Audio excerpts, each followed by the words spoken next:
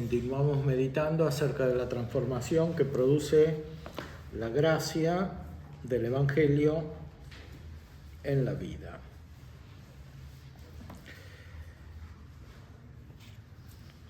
Una de las consecuencias del mensaje de Cristo y sobre todo de la donación de la gracia es la transformación del corazón. En el Evangelio, según San Mateo, encontramos este pasaje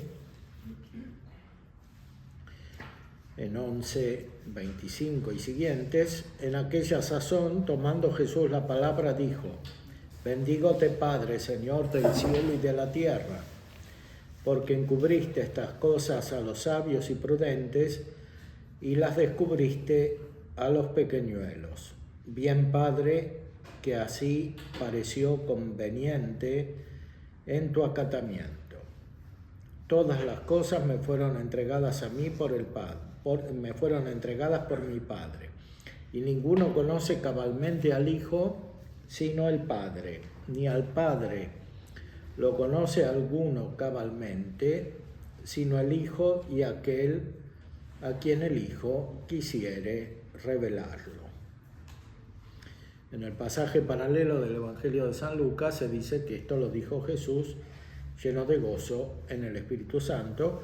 Efectivamente manifiesta en la vida de la Santísima Trinidad el conocimiento recíproco que tiene el Padre y el Hijo, que se expresa en el amor recíproco que es el mismo Espíritu Santo.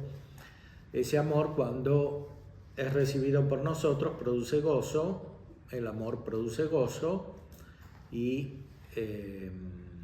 nos hace conocer la misma vida de la Trinidad, o sea, la relación entre el Padre y el Hijo.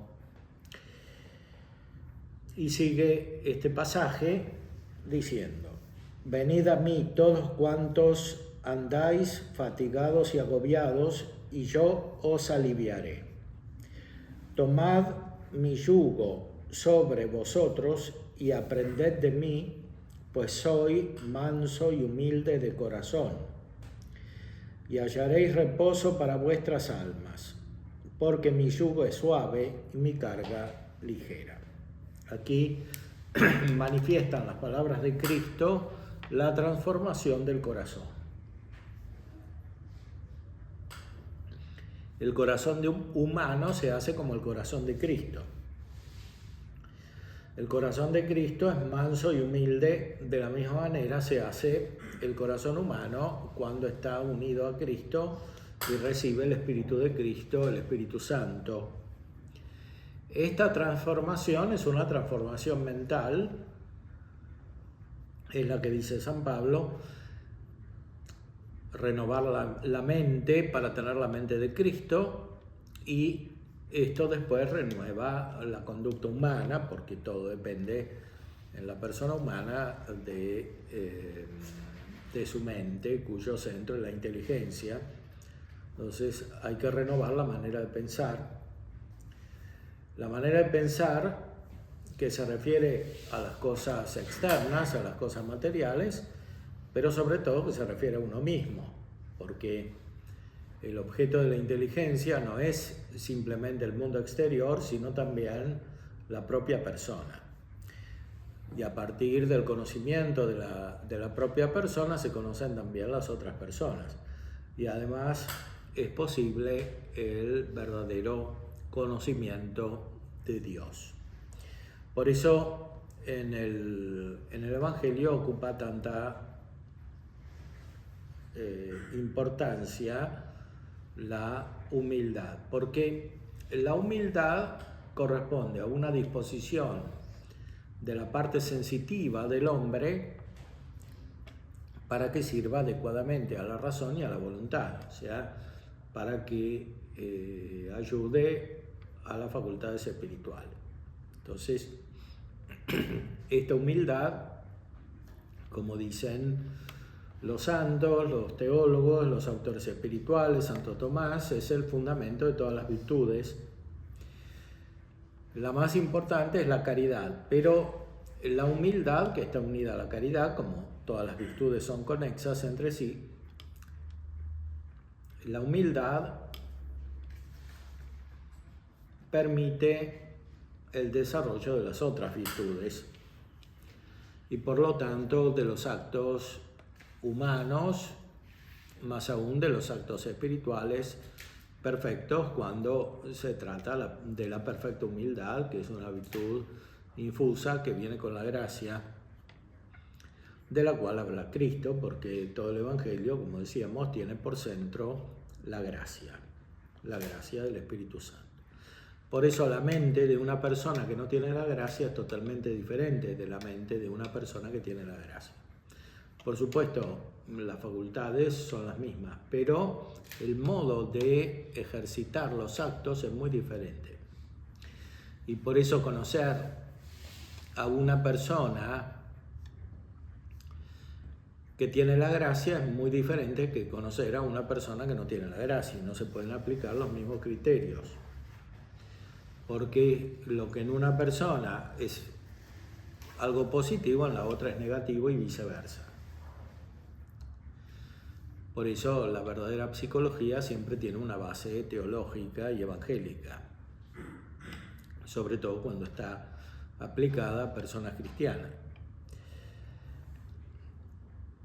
Y aún entre las personas cristianas hay mucha diversidad mental, porque una cosa es un cristiano que tiene la gracia y otra uno que no tiene la gracia. La mente funciona de manera diferente. Y uno de los fundamentos principales del funcionamiento mental es esta humildad de la cual estamos hablando según el Evangelio. Por eso, como decíamos, los autores espirituales insisten tanto en la virtud de la humildad, que es fundamental en el sentido casi literal del término, o sea, pone el fundamento, el cimiento de la vida espiritual, según el Evangelio. Podemos tomar dos ejemplos que son muy cercanos entre sí. Uno es un santo español, San Juan de Ávila, y otro francés, San Francisco de Sales. San Juan de Ávila de finales del siglo XVI y San Francisco de Sales de principio del siglo XVII, pero en parte coincidieron. San Juan de Ávila, en su libro titulado Audifilia, escucha hija, que es el alma, trata en el capítulo 57 del conocimiento propio, camino para la humildad, o sea, reconocer los propios defectos y pecados.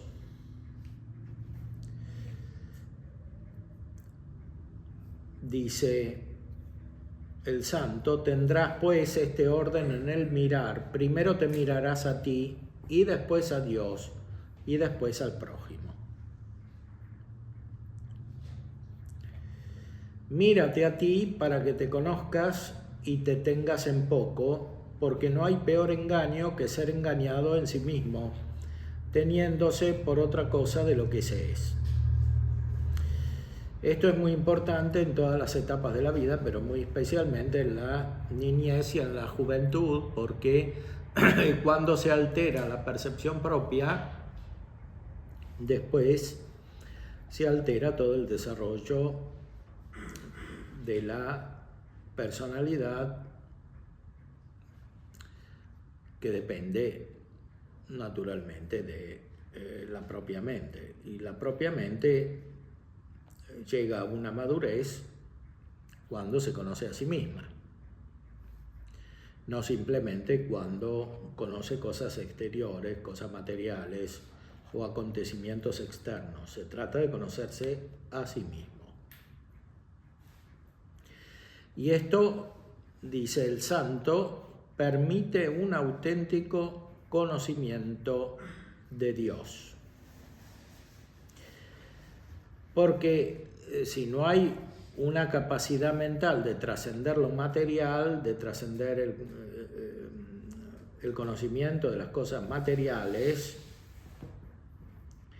No se puede elevar el alma al conocimiento de Dios, que supera totalmente lo material, que es inmaterial. Por eso, de algún modo, hay que pasar por el conocimiento de sí mismo como algo superior a la materia, de la persona humana como superior al animal, de la persona humana que tiene una inteligencia. Entonces, para eso hay que mirarse a sí mismo. Pero no se trata solamente de la capacidad de conocer con la inteligencia, conceptualmente, universalmente, sino que se trata de la capacidad que tiene la inteligencia de engendrar actos volitivos y afectivos, es decir, de engendrar actos que tienden al bien, que es una perfección. Si no se conoce esto, el sujeto queda en una permanente inmadurez que es cada vez más difícil de superar. El Evangelio justamente es una introducción en esta madurez humana que no es simplemente humana, es sobrenatural, es divina. Por eso dice San Juan de Ávila: mírate a ti para que te conozcas y te tengas en poco, etc. Eres lodo por parte del cuerpo, o sea, la corporeidad humana es imperfecta por naturaleza. Por eso el cuerpo nace y se muere y también se enferma, se desarrolla, tiene una madurez, pero después se corrompe. Y está hecho del lodo, como dice la Sagrada Escritura en el libro del Génesis, es decir, está hecho de los elementos de la tierra, que también son corruptibles. Pero lo más importante es pecadora por parte del alma. Si te tienes en más que esto, estás ciega, y te dirá tu esposo: si no te conoces, hermosa entre las mujeres, salte y vete tras las pisadas de tus rebaños y apacienta tus cabritos junto a las cabañas de los pastores. Esto es del libro del Cantar de los Cantares. Este lugar te lo declararé según el texto griego y la edición de la Vulgata que el Concilio Tridentino nos manda seguir, puesto caso que tenga otro sentido según el texto hebreo. San Juan de Ávila sabía griego y lo explica según el griego. Dicen pues en este pasaje San Gregorio y San Bernardo y Orígenes de esta manera: no hay nada que haga temblar tanto como oír de la boca de Dios: salte y vete. O sea, que Dios lo echa a uno de la vida espiritual.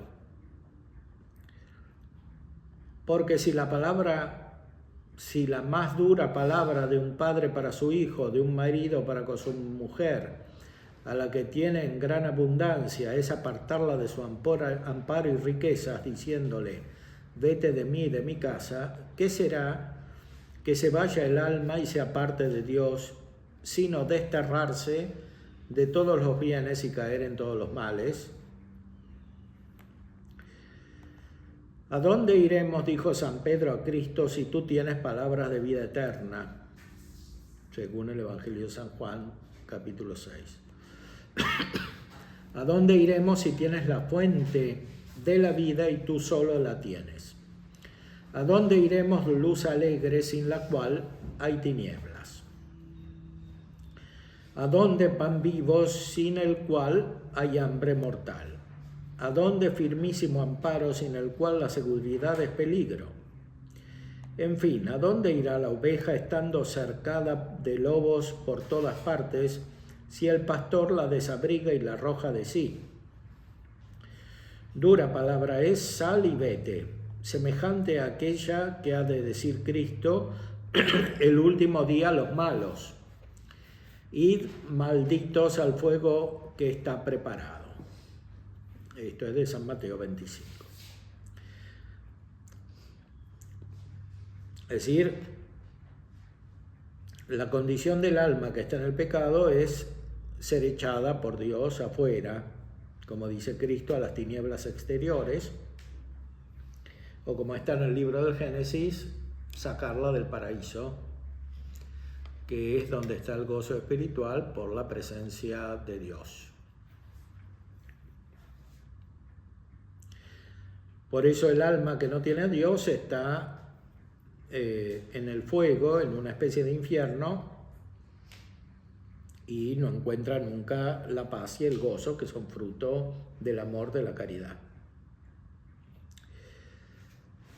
Y otra vez digo que no hay nada que más deba temer, ni que tanto deba trabajar por evitarla, quien está en la abundancia, en la abundante y alegre casa de Dios, y bajo su fortísimo amparo, como ir con sus oídos, salte y vete. Esta salida no es una cosa de poca importancia, sino que es la causa de todos los males. Porque el hombre, desamparado del amparo divino y dejado a sus propias fuerzas, ¿qué hará? Como dice San Agustín, sino lo que hizo San Pedro cuando negó a nuestro Señor.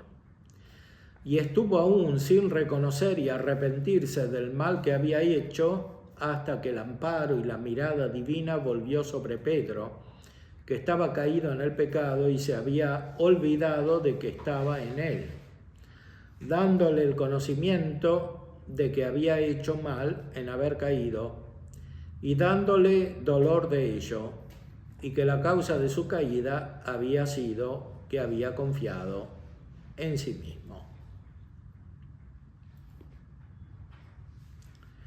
De esta manera que la causa por la que el benigno Señor se vuelve riguroso echando de la casa a sus hijos es porque no se conocen, pensando que son algo y estribando sobre sus fuerzas. O sea, confiar en sí mismo, como había hecho San Pedro, no solamente en el momento de la pasión, también antes, cuando estaba con Cristo en la barca, cuando estaba en la barca y se le apareció Cristo caminando por el agua, y él cuando confiaba en sí mismo se hundía, y después cuando confió en Cristo caminaba por encima del agua. Esto es una experiencia espiritual. No se trata tanto de un razonamiento cuanto de una experiencia espiritual, o sea, un conocimiento directo de sí mismo, que se hace cada vez más perfecto con la ayuda de la gracia. Los que no tienen la gracia, de alguna manera, no se conocen a sí mismos porque se juzgan como conocen las cosas exteriores, como si fueran una prolongación de la naturaleza. De hecho, los psicólogos materialistas, que son muchos, consideran a la persona de esta manera, como una especie de prolongación de la naturaleza. Y entonces el sujeto, en vez de conocerse cada vez más así, se desconoce cada vez más así, a sí mismo. Y en vez de volverse humilde, se vuelve soberbio, porque confía en su propio racionamiento, en su propio análisis, y se aleja de sí mismo.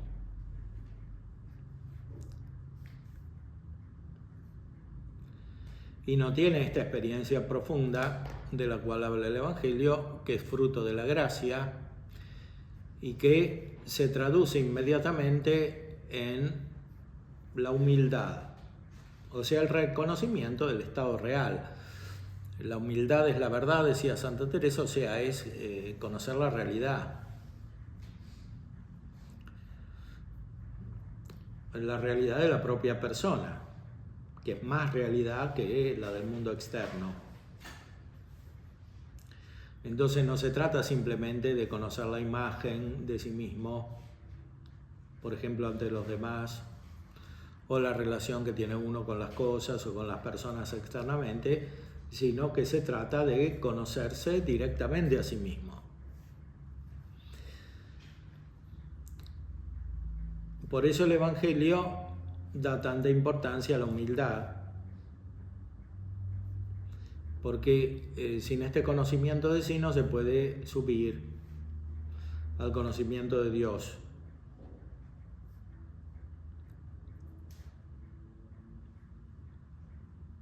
Está bien que por el razonamiento uno puede probar la existencia de Dios y sus atributos, analizando el mundo metafísicamente, pero este conocimiento metafísico tarde o temprano se pierde si no está el conocimiento auténtico de sí, como le sucedió a muchos pensadores, filósofos durante tantos siglos,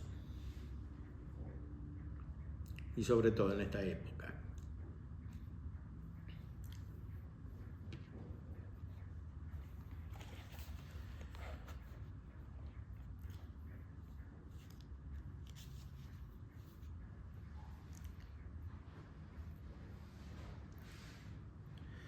Y a esta alma le dice el esposo: si no te conoces, salte y vete tras las pisadas de tus manadas. Que quiere decir que la deja ir perdida, siguiendo las obras y el rastro de los pecadores. O sea, si el alma no se quiere conocer a sí misma, finalmente termina engañada y termina siguiendo los pecadores. Dicho de una manera más simple, si uno no tiene vida espiritual profunda, según el Evangelio, es imposible que no termine equivocado, especialmente en la relación con las personas.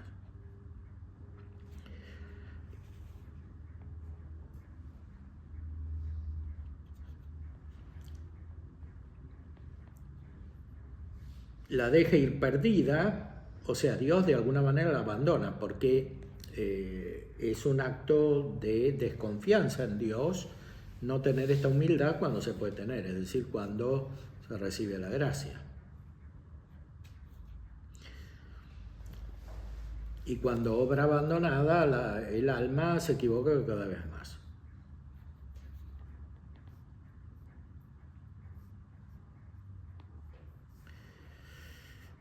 La deja ir perdido siguiendo las obras y el rastro de los pecadores, que andan juntos en sus pecados como manadas de animales, ayudándose en ellos unos a otros, o sea, en los pecados, los cuales también serán atados el último día como manojos para ser quemados juntos con el fuego infernal, los que estuvieron juntos en los pecados. Y dice el esposo al alma: tus manadas, porque el pecar es de nosotros, no de Dios. Y el bien es de Dios y no de nosotros, pues por su virtud lo hacemos. Esto quiere él muy de veras que conozcamos que es así, no tanto por lo que a él le toca, cuya gloria no crece en sí mismo, aunque nosotros le glorifiquemos, sino por lo que toca a nosotros, de quien es un bien y muy grande conocer que la honra de todo el bien que tenemos no se debe a nosotros, sino a Él. Y si de lo que Él puso en nosotros para su alabanza queremos hacer un ídolo, atribuyéndonos la gloria del Dios incorruptible a nosotros, hombres corruptibles, no lo dejará Él sin castigo, sino que dirá: quédate con lo que es tuyo y piérdete, pues no quisiste permanecer en mí para salvarte. Que de verdad se cumplen en los soberbios estas palabras, y que pronto de espirituales se hacen carnales, de recogidos disolutos, de oro lodo. Y los que solían comer con gusto el pan celestial se deleitan después comiendo manjares de puercos, siendo para ellos cosa muy pesada no solo obrar las cosas de Dios, sino incluso oír hablar de Él. Es decir, Hay personas que tienen vida espiritual y después la pierden. ¿Y por qué la pierden? La pierden por la soberbia, que es contraria a la humildad. Y Santo Tomás dice que la soberbia es el apetito desordenado de la propia excelencia. Es un apetito, en primer lugar, sensitivo, que sigue un conocimiento sensitivo. O sea, esta persona que es soberbia es una persona inmadura que no entró en sí. O sea, no tuvo la experiencia real de sí, de su propia alma, de su propio estado. Se queda en su propia exterioridad, se la cree, como se dice vulgarmente. Se la cree, ¿qué quiere decir? Que cree su propia excelencia bajo el testimonio de sí mismo. O sea, él se dice a sí mismo que es muy superior, que es muy excelente. ¿Por qué? Porque no se basa más que en una imagen, en la imagen con la cual él se imagina que está delante de los demás. Por eso el Evangelio nos enseña a ir más allá de esta imagen que es falsa, o que a veces es verdadera en parte y falsa en otra parte, porque puede ser verdadera según algunos dones naturales y falsa en lo más esencial, o sea, en el bien de la persona, que no puede ser contenido en una imagen. Entonces, es necesaria la humildad de la experiencia del conocimiento de sí, o sea, del estado real. La realidad la conoce la inteligencia, los sentidos no la pueden conocer. Entonces, una persona soberbia no se puede conocer a sí misma porque se basa en su propia imagen, que es algo de los sentidos, externos e internos, como la imaginación o la memoria. Hay personas infantiles que tienen recuerdos de momentos que le parecen muy importantes en la memoria y de eso viven. Entonces, el Evangelio produce al mismo tiempo que conexión con Dios, según la gracia, madurez humana, según la inteligencia, y por tanto el conocimiento auténtico de la realidad, el conocimiento no solo del mundo exterior, sino de la propia persona.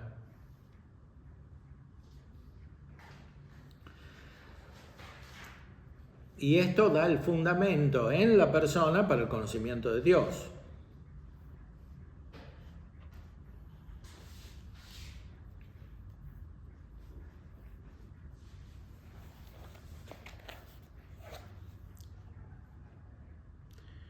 Un conocimiento de Dios que no es solamente fruto de un razonamiento, sino un conocimiento experimental de Dios, una experiencia de Dios. Por eso San Agustín decía, entra dentro de ti mismo, en el hombre interior está la verdad.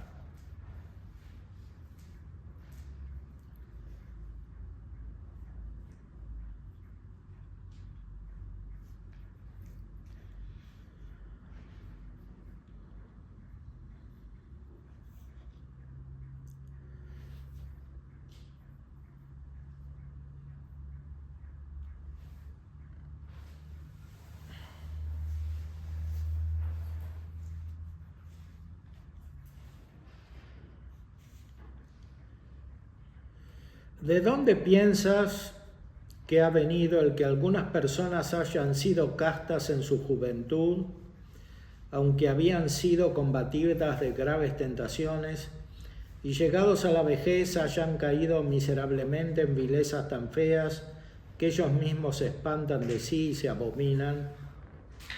La causa fue que en la juventud vivían con santo temor y humildad, y viéndose tan al canto de caer, invocaban a Dios y eran defendidos por él. Pero después que con la larga posesión de la castidad comenzaron a engreírse y a confiar en sí mismos, en aquel punto fueron desamparados de la mano de Dios e hicieron lo que era suyo propio, que es el caer.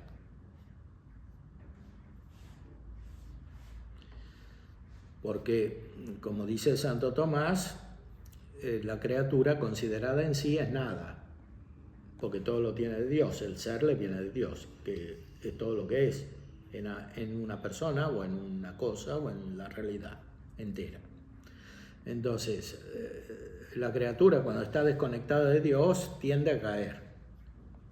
Y esto es un símbolo de lo que pasa espiritualmente.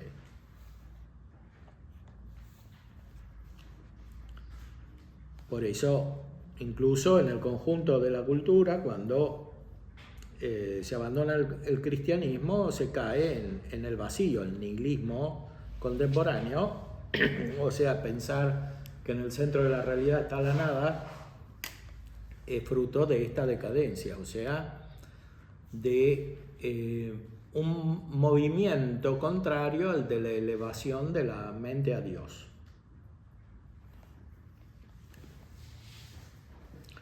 O como dice San Buenaventura, el itinerario de la mente hacia Dios, que es hacia arriba, siguiendo el símbolo de la Sagrada Escritura. O como dice San Juan de la Cruz, la subida del Monte Carmelo, es como subir la montaña, porque la altura indica la perfección de Dios, que la criatura por sí misma no puede tener. Entonces, esto se da en el ser. La criatura no es perfecta en el ser y todo lo que tiene le viene de Dios,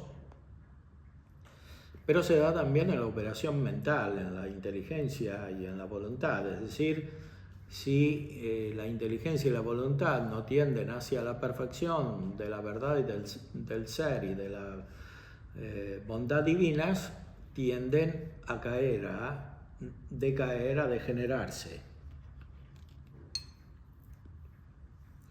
Y esto se refleja también en los actos externos, como el ejemplo que pone aquí San Juan de Ávila.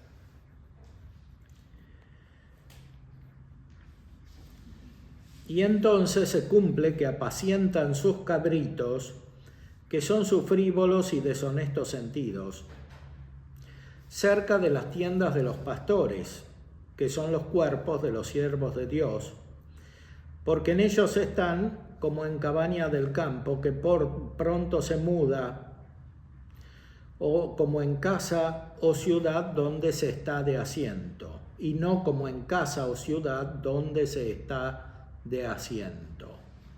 O sea, la casa o ciudad es el símbolo de una estabilidad mental y una estabilidad en la conducta. Y así, con mucha razón, en cuerpos y en cosas de cuerpos apacientan sus sentidos, porque perdieron con su soberbia el verdadero sentido, sintiendo de sí otra cosa, que es que de sí mismos son nada y pecadores, robando la gloria de Dios que tan de verdad se le debe, de todo lo bueno que de cualquier manera hacemos. Aquí comienza a aparecer, ya había mencionado esto, el texto en un punto que leímos, empieza a aparecer el conocimiento de los dones de Dios. La humildad no es contraria al conocimiento de los dones de Dios, sino que muy por el contrario lo requiere, que son dones naturales y dones sobrenaturales, o sea, la gracia que se va recibiendo de Dios y que provoca acción de gracias.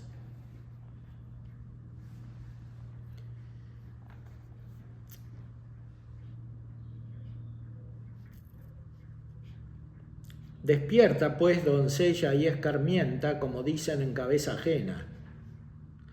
Y aprovéchate de la amenaza para que no pruebes el castigo. Sé semejante a la esposa a la que le fueron dichas estas palabras. Ella, habiendo oído palabra tan dura y de boca de quien proceden todos los bienes, salte y vete. Se miró y se conoció. Y que quitó de así algunas osadías que antes tenía. Y después de hacerla humilde con la reprensión, la consuela el esposo diciéndole: te he asemejado a mi caballería en los carros del faraón, amiga mía, tus mejillas son hermosas como de tórtola. Es también el cantar de los cantares. Por la soberbia es un alma semejante al demonio, el cual, como dice el Evangelio, no estuvo en la verdad, el Evangelio de Juan, en la verdad que es Dios, sino que quiso estar en sí mismo, poniéndose así por arrimo y descanso. Es decir, el alma que vive en la mentira y no en la verdad, que es la humildad, está segura en sí misma. Y como dice San Pablo, el que se cree muy seguro, que se cuide de no caer. Es decir, de no caer en el pecado.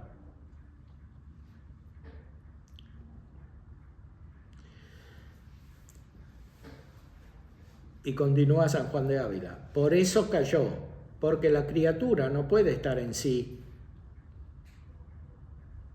sino en Dios. Pero por el humilde conocimiento de sí, es un alma semejante a los ángeles buenos que se arrimaron a Dios y se deshacieron de sí, porque veían que eran caña quebrada, y los sostuvo Dios y los confirmó, porque dieron voces diciendo: Micael, que quiere decir ¿quién como Dios? En esto contradecían al malaventurado Lucifer y a los suyos, que se querían constituir en ídolos, atribuyéndose así lo que era de Dios, que es el ser principio, arrimo y descanso de toda criatura. No porque estos entendiesen que lo podían ser, puesto que sabían que ellos eran criaturas, sino porque se deleitaban en ello, como si lo fueran. Como suelen hacer los soberbios, que aunque su boca o su entendimiento diga a voces que de Dios tienen y esperan todo su bien, pero con la voluntad se ensalzan y se gozan vanamente en sí mismos, como si de sí tuviesen el bien, confesando con el entendimiento que la gloria se debe a Dios y robándosela con la voluntad. Aquí aparece una característica de los soberbios, que es la vanidad, o sea,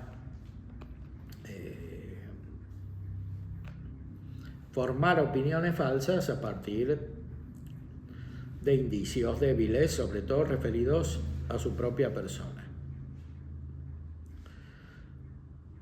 O la vanagloria, que es buscar la alabanza por parte de los demás. Todo eso está conectado con la soberbia y produce caída, como la produjo en los ángeles malos, que pecaron por soberbia.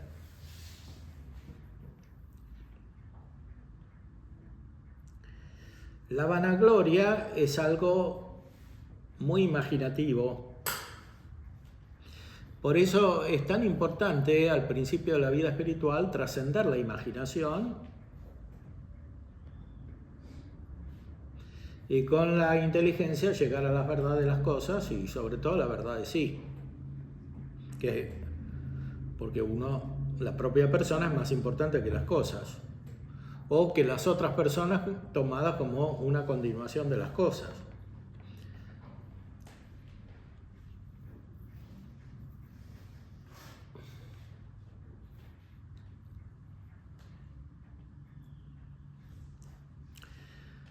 Esto debe hacerse rápidamente porque de otra manera la situación se vuelve cada vez más peligrosa y pueden pasar muchos años en la mentira los sujetos que no cambian.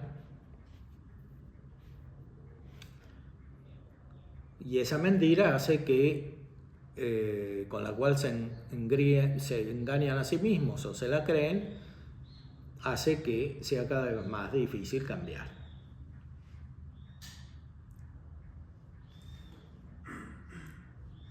O sea, tener una verdadera conversión espiritual.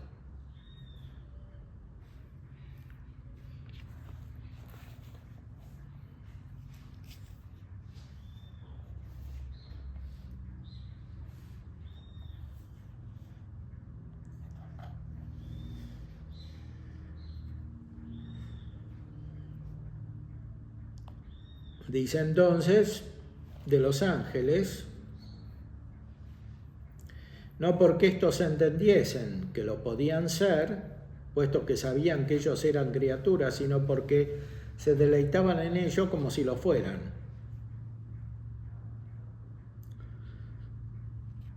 Es decir, atribuirse lo que es propio de Dios. Como suelen hacer los soberbios, continúa, que aunque su boca o su entendimiento diga voces que de Dios tienen y esperan todo su bien, pero con la voluntad se ensalzan y se gozan vanamente en sí mismos, como si de sí tuviesen el bien, confesando con el entendimiento que la gloria se debe a Dios y robándosela con la voluntad. Pero los ángeles buenos aclaman con el entendimiento y la voluntad, ¿quién como Dios? Porque se humillaron y desestimaron de corazón, según lo conocían por el entendimiento. Y por eso fueron elevados a participar de Dios sin poderlo perder jamás. Pues a esta caballería, que es el ejército angélico que destruyó al faraón y a sus carros en el Mar Rojo, asemeja a Cristo a su esposa cuando se conoce y se ajusta a lo que ella es. Y alaba las mejillas donde se suele mostrar la vergüenza. ¿Por qué tuvo vergüenza la esposa por tal reprensión? Por haber pedido cosas mayores de las que convenían a su poquedad. Y de mejillas descaradas se volvieron en vergonzosas y honestas, como de tórtola, que es el ave honesta.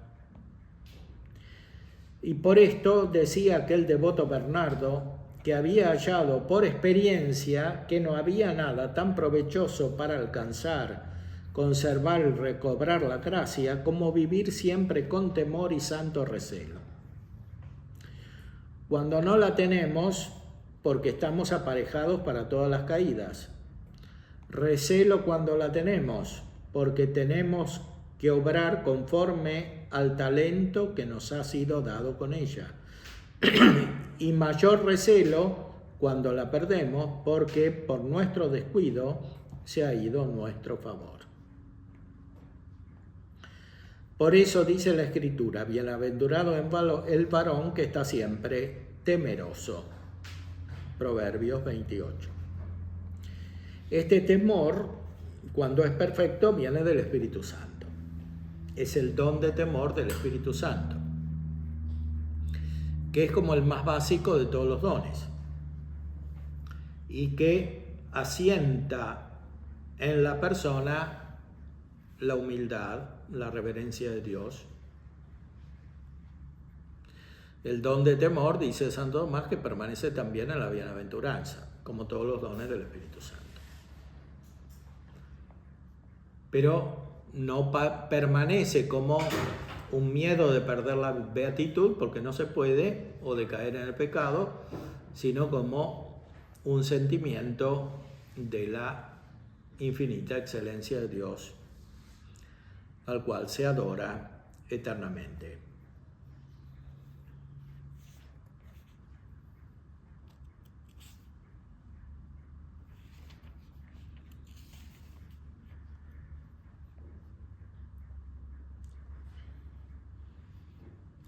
Después tiene otro capítulo sobre esto,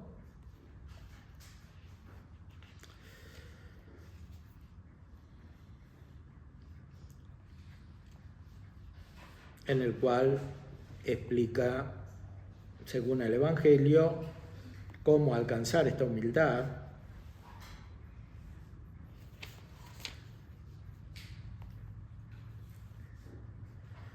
Conforme a la alteza de las virtudes, ha de ser lo hondo del cimiento de la humildad, para que el alma esté firme y no sea derribada con el viento de la soberbia.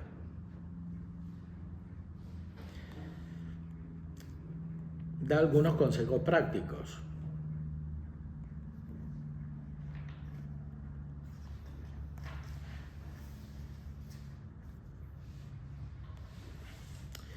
¿Dónde hallaré esta joya del propio conocimiento? Te digo que aunque es de mucho valor, en el establo y entre el estiércol de tu poquedad y tus defectos, la has de encontrar, apartando los ojos de las vidas ajenas. No te entremetas en saber cosas curiosas, vuelve tu vista a ti misma y persevera en examinarte. Que aunque al principio no halles nada de importancia al conocerte, como quien entra de la claridad del sol en una habitación oscura, pero perseverando con sosiego, poco a poco verás con la gracia de Dios lo que hay en tu corazón, aunque esté en los más secretos rincones.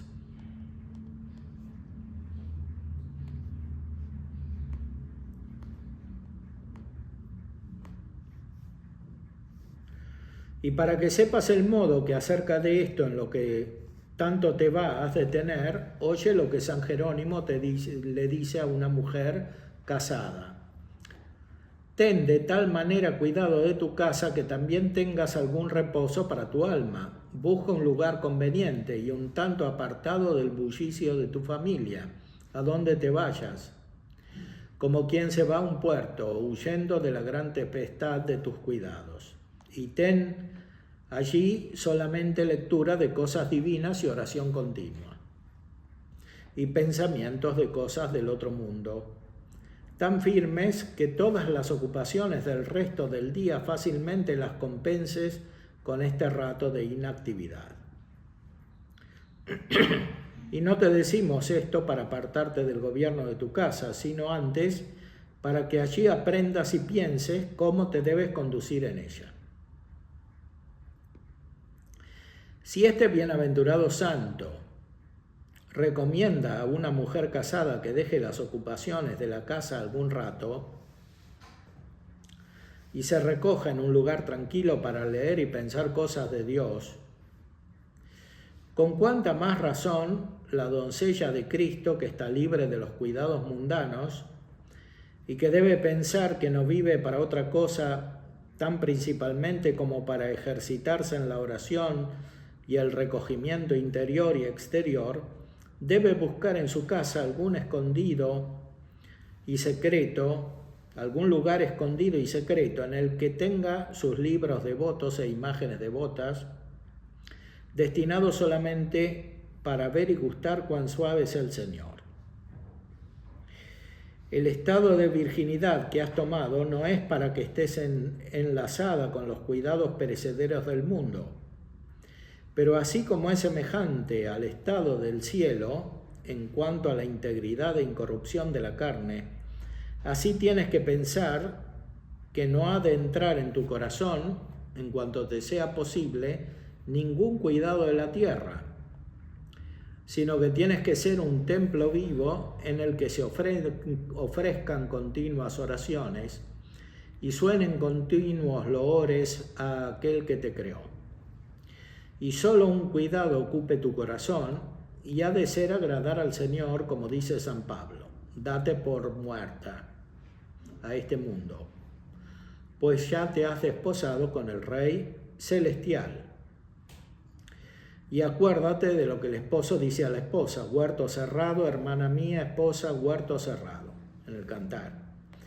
Porque no solo has de estar limpia y guardada en la carne, sino también muy cerrada y recogida en el alma.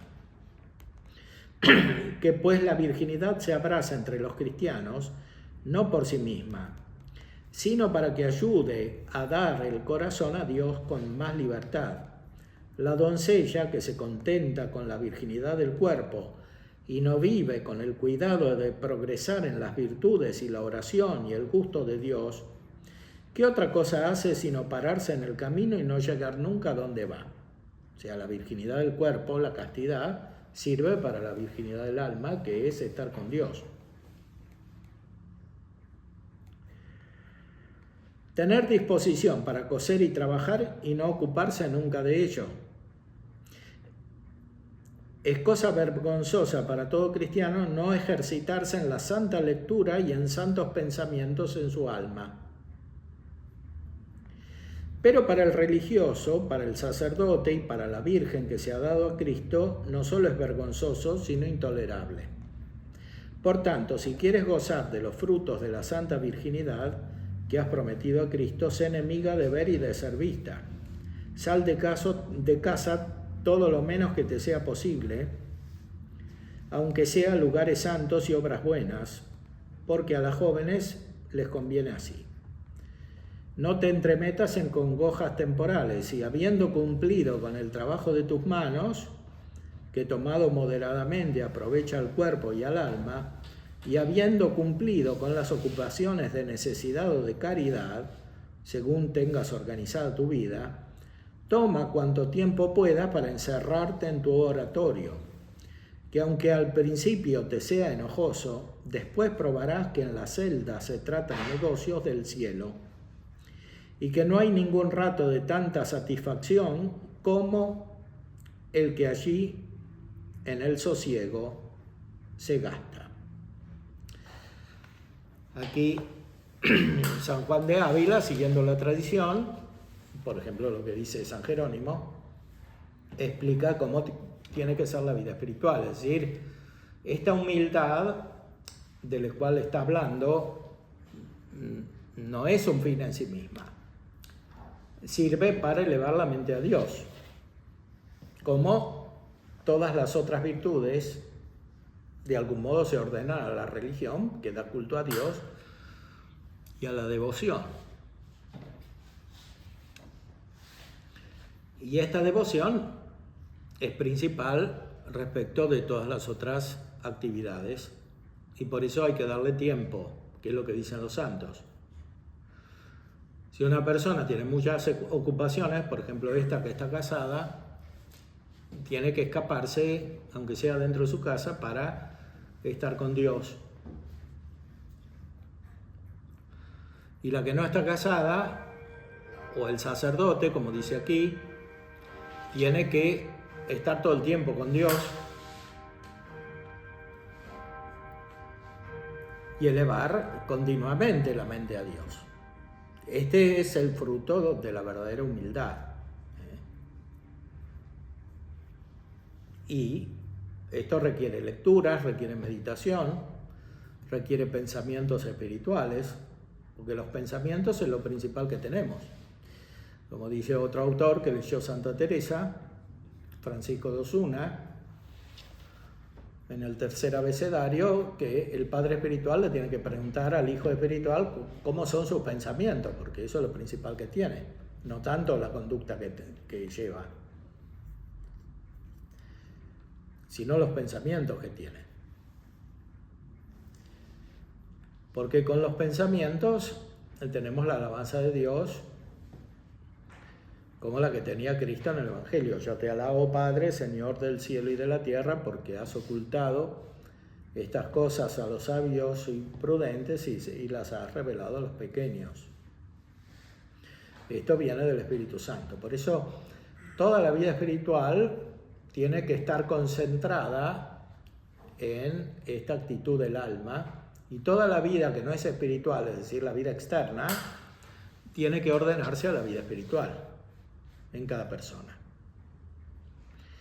Este es el criterio fundamental que hay que tener, y es un criterio que se logra por la experiencia, más que por el análisis o por el razonamiento o por la meditación, que son instrumentos, sirven porque el hombre es racional, tiene que pasar de una cosa a la otra con el pensamiento, porque no conoce todo intuitivamente, pero el razonamiento tiene que terminar en una especie de experiencia espiritual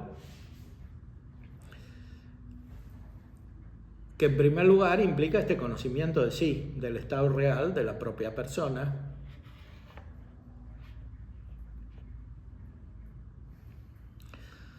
Y si en el estado real falta oración, falta elevación de la mente a Dios, es necesario remediarlo de todas las maneras posibles para que toda la vida se unifique, se armonice. Y de esta manera se permita la verdadera experiencia de Dios, que es el término último al cual tendemos y a lo cual nos ordena el Evangelio. La gracia produce conocimiento de Dios, como dice el pasaje que comentamos al inicio. La gracia produce experiencia de Dios, que no es otra cosa que la vida de la Santísima Trinidad, la que tenía Cristo en plenitud y que Él nos comunica y que nosotros queremos alcanzar por medio de los preceptos y los consejos evangélicos. Todo lo que nos dice el Evangelio tiene este fin. Comienza por el conocimiento de sí y termina por el conocimiento de Dios.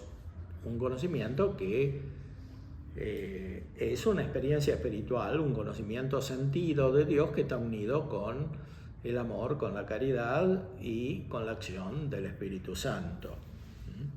Pidámosle entonces al Señor en nuestra reflexión y en nuestra oración que nos ayude a alcanzar este conocimiento.